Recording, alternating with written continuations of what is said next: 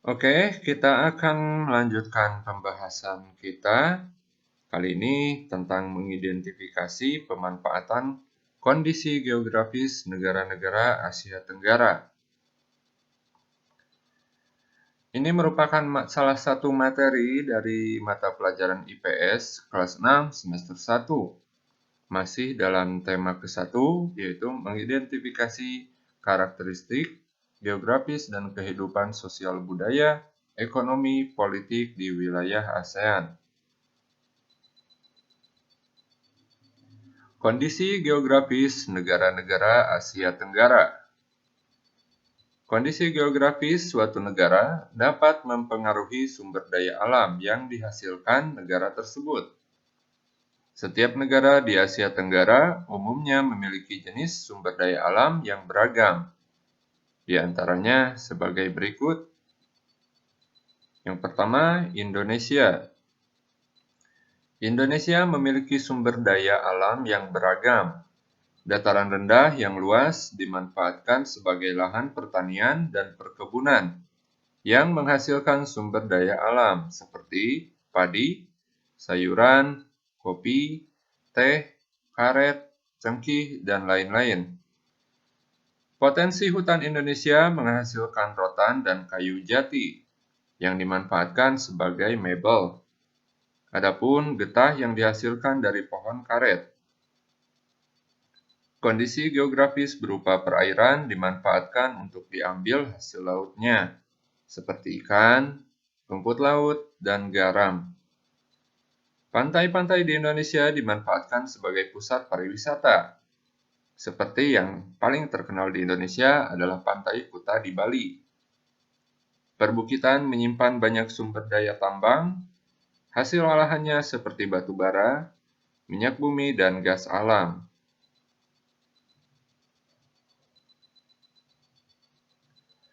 Yang kedua, Brunei Darussalam.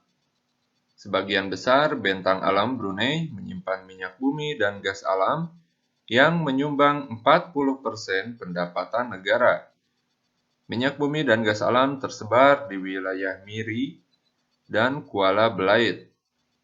Dataran rendah dimanfaatkan penduduk sebagai lahan pertanian yang menghasilkan padi, kelapa, lada, dan buah-buahan. Yang ketiga, negara Filipina. Filipina memiliki sungai pendek yang berkelok dengan arus deras, sehingga sulit dilalui perahu layar. Pantai Filipina yang cenderung sempit juga tidak bisa dimanfaatkan sehingga masyarakat hanya mengandalkan dataran rendah sebagai lahan pertanian dan perkebunan.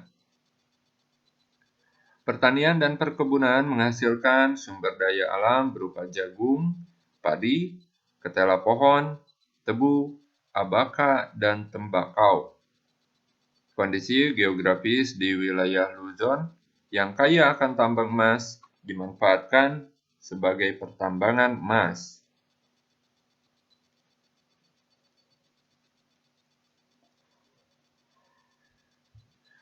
Yang keempat, Kamboja. Kamboja memiliki Danau Tonle Sap yang merupakan penghasil ikan tawar utama di kawasan Asia Tenggara. Daerah di sekitar Sungai Mekong dan Danau Tonle Sap sangat subur, sehingga dimanfaatkan penduduk untuk pertanian padi, umbi-umbian, jagung, dan buncis.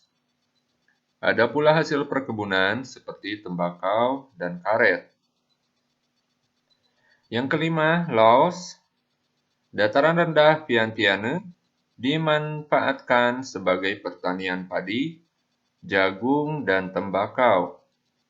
Laos merupakan satu-satunya negara di Asia Tenggara yang tidak memiliki wilayah laut, sehingga sumber perikanan Laos berasal dari sungai, antara lain di Sungai Mekong yang menghasilkan ikan karper dan ikan perch.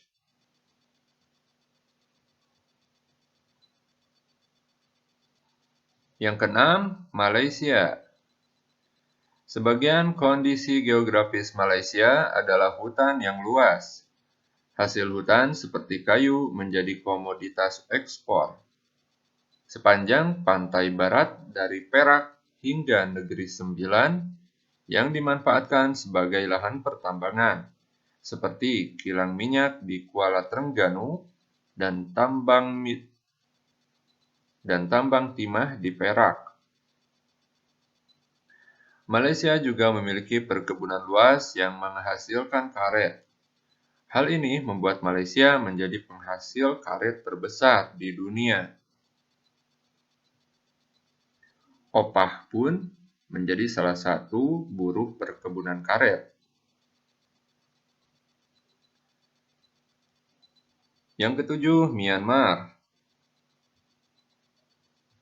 Beberapa wilayah di Myanmar menghasilkan sumber daya alam yang beragam. Contohnya, tembakau banyak terdapat di lembah Sungai Sitan, teh banyak terdapat di Plato Shan, dan sayuran banyak terdapat di pantai Arakan Yoma. Wilayah Tenasserim dimanfaatkan untuk wilayah pertambangan yang menghasilkan timah. Singapura. Singapura tidak memiliki banyak sumber daya alam. Usaha pertanian dilakukan secara hidroponik, yaitu menanam tanaman atau tumbuhan dengan media air. Akan tetapi, beberapa wilayah dimanfaatkan sebagai lahan peternakan unggas. 9. Thailand. Kondisi geografis Thailand yang subur dimanfaatkan penduduk untuk bertani. Kegiatan pertanian banyak dilakukan di sepanjang Sungai Chao Phraya. Hasil pertanian terbesarnya adalah padi.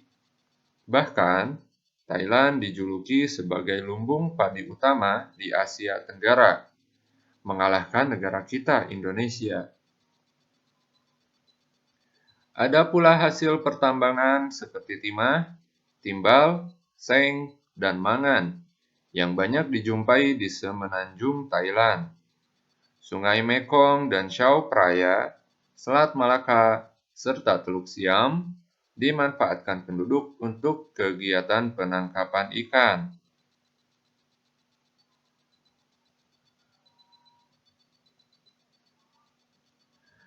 Terakhir, Vietnam.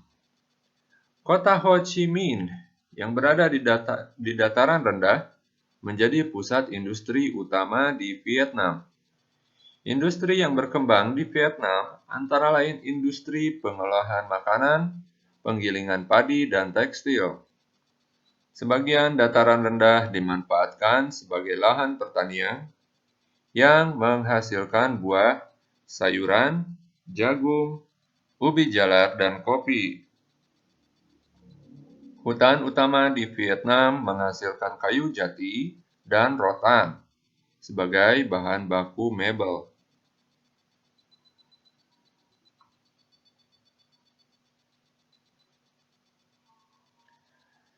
Itulah kondisi geografis dari negara-negara Asia Tenggara.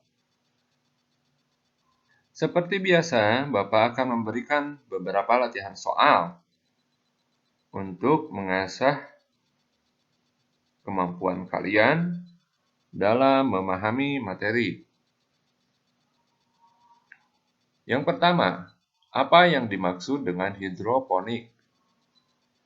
Nomor 2, negara manakah yang dijuluki sebagai lumbung padi Asia Tenggara?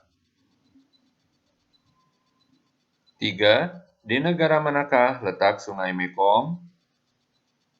4, negara manakah yang tidak memiliki wilayah laut? 5, apakah komoditi utama negara Malaysia?